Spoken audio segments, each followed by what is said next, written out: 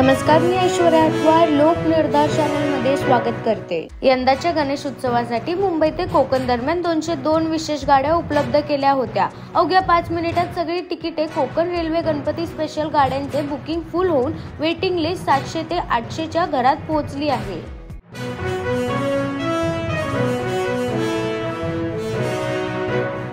नवाब मलिक यांना सर्वोच्च न्यायालयाचा दिलासा, वैद्यकीय जामीन मंजूर झाला आहे।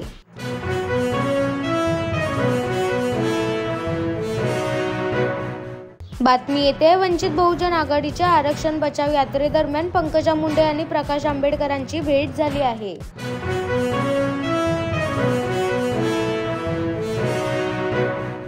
शरद पवार आरक्षणाच्या मुद्द्यावर तेल ओतण्यासाठी उतरलेत, प्रकाश आंबेडकर यांचं वक्तव्य।